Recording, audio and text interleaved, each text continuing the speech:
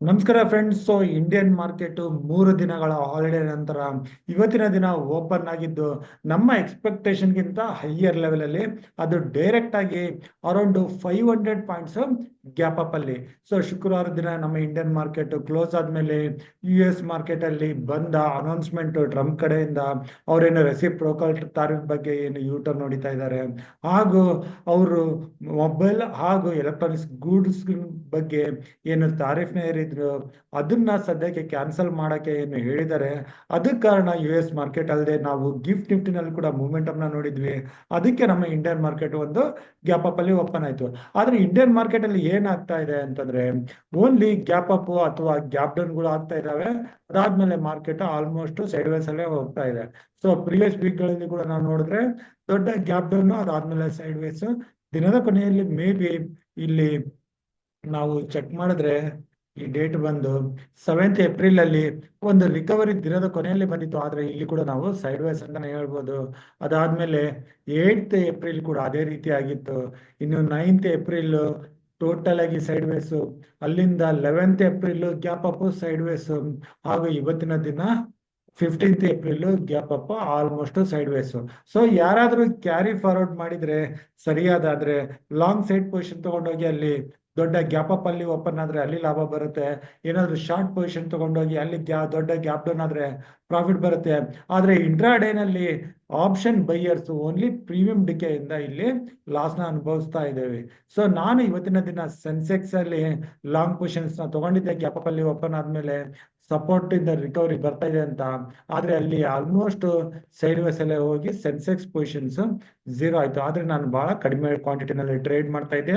ಹಾಗೂ ನಾನು ನಮ್ಮ ಟುಡೇಸ್ ಇನ್ವೆಸ್ಟ್ಮೆಂಟ್ ಟೆಲಿಗ್ರಾಮ್ ಗ್ರೂಪ್ ಅಲ್ಲಿ ಮೆನ್ಷನ್ ಮಾಡಿದ್ದಂಗೆ 23,370 ಮೇಲೆ ನಿಫ್ಟಿನಲ್ಲಿ ಕೂಡ ಲಾಂಗ್ ಪೊಸಿಷನ್ ತಗೊಳಕ್ಕೆ ಮಾರ್ಕ್ ಮಾಡ್ಕೊಂಡು ಇಟ್ಕೊಂಡಿದ್ದೆ. ಆದ್ರೆ ನಿಫ್ಟಿ 23,370 ಕ್ರಾಸ್ ಮಾಡ್ಲಿಲ್ಲ. ನಮ್ಮ ಎರಡನೇ ಟ್ರೇಡ್ ಇಲ್ಲಿ ಟ್ರಿಗರೇ ಆಗ್ಲಿಲ್ಲ. ಇಲ್ಲಿಂದ ನಿಫ್ಟಿ ಟ್ರೇಡ್ ಆಗ್ತಾ 500 ಪಾಯಿಂಟ್ ಗೇನ್ ಕಂಡು ಅದು ತನ್ನ 100 ಡೇ ಹಾಗೂ 200 ಡೇ ಮೂವಿಂಗ್ ಆವರೇಜ್ ಮಧ್ಯದಲ್ಲಿ ಈಗ ಕ್ಲೋಸಿಂಗ್ ನ ಕಂಡಿದೆ. ಈಗ ನಾವು ಇಲ್ಲಿಂದ 16th ಏಪ್ರಿಲ್ ಬುಧವಾರದ ಟ್ರೇಡಿಂಗ್ ನೋಡೋಕ್ಕಿಂತ ಮುಂಚೆ ನಮ್ಮ ಇಂಪಾರ್ಟೆಂಟ್ ಪ್ಯಾರಾಮೀಟರ್ಸ್ ಗಳನ್ನ ಕ್ವಿಕ್ ಆಗಿ ನೋಡ್ತಾ ಹೋಗೋಣ. ಮೊದಲನೇದಾಗಿ India volatility index, India Vicks ಇದು 20 ಮೇಲೆ ಇದ್ದಿದ್ದು ಅಲ್ಲಿಂದ ಇವತ್ತಿನ ದಿನ 20% ಕಡಿಮೆ ಆಗಿ ಈಗ 16 ಹತ್ರ ಬಂದಿದೆ. ಆಕ್ಚುಲಿ ಇದು ಪಾಸಿಟಿವ್ ಆಗಿದೆ. ಇಂಡಿಯಾ ವಿಕ್ಸ್ ಅದು ಫೇರ್ ಇಂಡೆಕ್ಸ್ ಕಡಿಮೆ ಆಗ್ತಿದ್ರೆ ಅದು ಓವರ್ ಆಲ್ ಇಂಡಿಯನ್ ಮಾರ್ಕೆಟ್ಗೆ ಪಾಸಿಟಿವ್ ಆಗಿರುತ್ತೆ. ಇದು ನಮ್ಗೆ ಪಾಸಿಟಿವ್ ಆಗಿ ಕಾಣಿಸ್ತಾ ಇದೆ.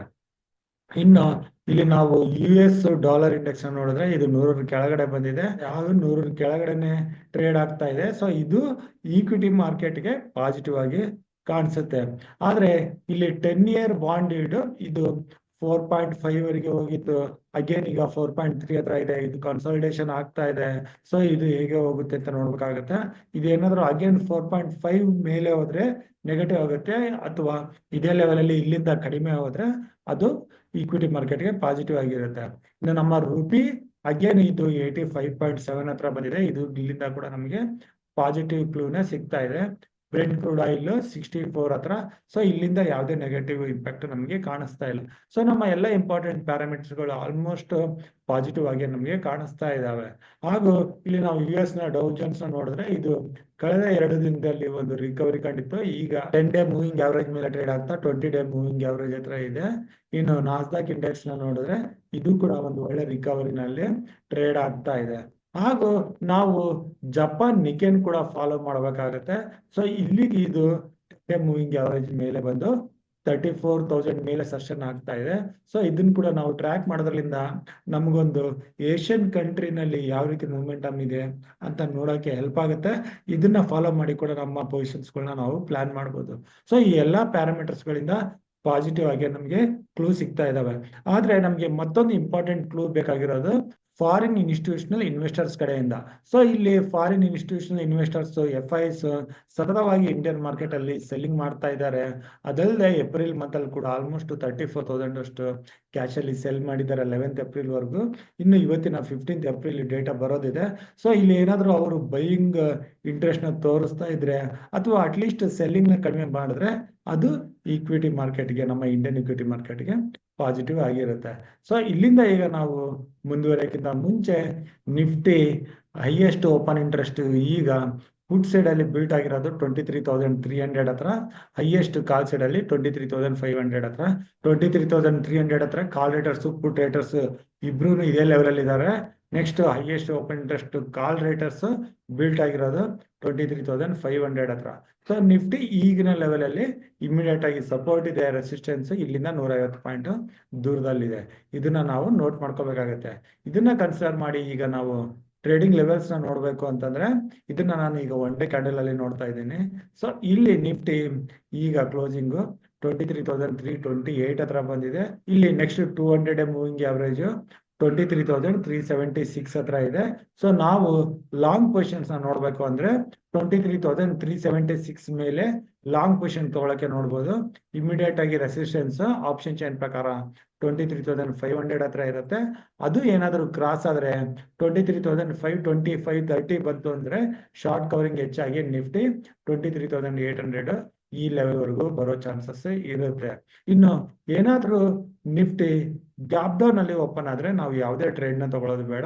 ನಿಫ್ಟಿ ಅಗೇನ್ ರಿಕವರಿ ಆಗಿ 23,376 ಅಥವಾ 370 ಮೇಲೆ ಸೆಷನ್ ಆದ್ರೂ ಕೂಡ ಅಲ್ಲಿಂದ ನಾವು ಲಾಂಗ್ ಪೊಸಿಷನ್ ತಗೊಳಕ್ಕೆ ನೋಡ್ಬೋದು. ಇನ್ನು ಪುಟ್ ಪೊಸಿಷನ್ ತಗೊಳ್ಳೋದು ನೋಡ್ಬೋದಾ ಅಂತಂದ್ರೆ ನಾವು ಏನಾದ್ರು ಪುಟ್ ಪೊಸಿಷನ್ ತಗೋಬೇಕು ಅಂತಂದ್ರೆ ನಿಫ್ಟಿ 23,200 ಕೆಳಗಡೆ ಕ್ಲೋಸಿಂಗ್ ಬಂದ್ರೆ ನಾವು ನೆಕ್ಸ್ಟ್ ಡೇಗೆ ಗುರುವಾರಕ್ಕೆ ಪುಟ್ ಪೊಸಿಷನ್ಸ್ ಕ್ಯಾರಿ ಫಾರ್ವರ್ಡ್ ಮಾಡ್ಬೋದು. ಇಂಟ್ರಾಡೇ ನಲ್ಲಿ ಪುಟ್ ಪೊಸಿಷನ್ ತಗೊಳ್ಳೋದ್ರಿಂದ ಇಲ್ಲಿ ರಿಸ್ಕ್ ಇರುತ್ತೆ. ಇನ್ನು ಬ್ಯಾಂಕ್ ನಿಫ್ಟಿಗೆ ಬಂದ್ರೆ ಬ್ಯಾಂಕ್ ನಿಫ್ಟಿ ತನ್ನ ಎಲ್ಲ ಮೂವಿಂಗ್ ಆವರೇಜಸ್ ಹಾಗೂ ರೀಸೆಂಟ್ ಹೈಗಳನ್ನ ಕ್ರಾಸ್ ಆಗಿ ಹೈಯರ್ ಲೆವೆಲ್ ಅಲ್ಲಿ 52,379 ಹತ್ರ ಕ್ಲೋಸಿಂಗ್ ನ ಕಂಡಿದೆ. ಸೊ ಬ್ಯಾಂಕ್ ನಿಫ್ಟಿನಲ್ಲಿ ನಾವು ಇವತ್ತಿನ ಅಂದ್ರೆ 15th ಏಪ್ರಿಲ್ ಹೈನ ಕ್ರಾಸ್ ಆಗ್ತಾ ಇದ್ರೆ ಅಲ್ಲಿಂದ ಲಾಂಗ್ ಪೊಸಿಷನ್ಸ್ ನ ತಗೋಬಹುದು. ಸೊ ಇಲ್ಲಿ ಹೈ ಬರ್ತಾ ಇರೋದು 52,500 ಹತ್ರ. ಸೊ ಬ್ಯಾಂಕ್ ನಿಫ್ಟಿ 52,500 ಮೇಲೆ ಟ್ರೇಡ್ ಮಾಡ್ತಾ ಇದ್ರೆ ಲಾಂಗ್ ಪೊಸಿಷನ್ಸ್ ನ ಟ್ರೈ ಮಾಡಬಹುದು. ಇದು ಬ್ಯಾಂಕ್ ನಿಫ್ಟಿನ ಈಗಿನ ಲೆವೆಲ್ ಇಂದ 53,500, 600 ವರೆಗೆ ಹೋಗೋ ಚಾನ್ಸಸ್ ಇರುತ್ತೆ. ಇನ್ನು ಬ್ಯಾಂಕ್ ನಿಫ್ಟಿನಲ್ಲಿ ನಾವು ಲೋವರ್ ಲೆವೆಲ್ ಅಲ್ಲಿ ಯಾವುದೇ ಪೊಸಿಷನ್ ಪುಟ್ ಸೈಡ್ ಆಗಲಿ ಕಾಲ್ ಸೈಡ್ ಆಗಲಿ ನೋಡ್ತಾ ಇಲ್ಲ. ಇನ್ನು ಸೆಲೆಕ್ಟ್ ಮಿಡ್ ಕ್ಯಾಪ್ ನಿಫ್ಟಿಗೆ ಬಂದ್ರೆ ಸೆಲೆಕ್ಟ್ ಮಿಡ್ ಕ್ಯಾಪ್ ನಿಫ್ಟಿನಲ್ಲಿ ಇವತ್ತಿನ ದಿನ 2.8% ಅಷ್ಟು ಒಂದು ಒಳ್ಳೆ ಮೂಮೆಂಟಮ್ ಬಂದಿತ್ತು. ಇಲ್ಲಿಂದ ಸೆಲೆಕ್ಟ್ ಮಿಡ್ ಕ್ಯಾಪ್ ನಿಫ್ಟಿಗೆ ಇಮಿಡಿಯೇಟ್ ಆಗಿ ರೆಸಿಸ್ಟೆನ್ಸ್ 11,700 ಹತ್ರ ಇದೆ ಹಾಗೂ 800 ಹತ್ರ ಇದೆ. ಸೊ ಸದ್ಯಕ್ಕೆ ನಾವು ಸೆಲೆಕ್ಟ್ ಮಿಡ್ ಕ್ಯಾಪ್ ನಿಫ್ಟಿ 11,800 ಮೇಲೆ ಕ್ಲೋಸಿಂಗ್ ಬರೋವರೆಗೂ ನಾವು ಇಲ್ಲಿ ಯಾವುದೇ ಪೊಸಿಷನ್ ತಗೊಳ್ಳೋದು ಬೇಡ. ಇಲ್ಲಿ ಯಾವುದೇ ಲೆವೆಲ್ ಇಂದ ರಿಜೆಕ್ಷನ್ ಕಾಣೋ ಚಾನ್ಸಸ್ ಇರುತ್ತೆ. ಸದ್ಯಕ್ಕೆ ನಾವು ಬುಧವಾರಕ್ಕೆ ಯಾವುದೇ ಲೆವೆಲ್ಸ್ ನ ನೋಡ್ತಾ ಇಲ್ಲ. ಗುರುವಾರ ಏನಾದರೂ ಟ್ರೇಡಿಂಗ್ ಲೆವೆಲ್ಸ್ ಇದ್ರೆ ಅದನ್ನ ನಾನು ನನ್ನ ನಾಳೆ ವಿಡಿಯೋದಲ್ಲಿ ಡಿಸ್ಕಸ್ ಮಾಡ್ತೀನಿ. ಸೊ ಇಷ್ಟು ಹೇಳ್ತಾ ನನ್ನ ಇವತ್ತಿನ 16th April Nifty, bank Nifty ಹಾಗೂ select mid cap Nifty trading analysis video ಇಲ್ಲಿಗೆ ಮುಗಿಸ್ತಾ ಇದ್ದೀನಿ.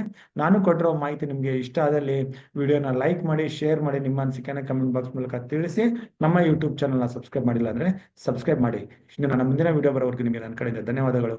Thank you.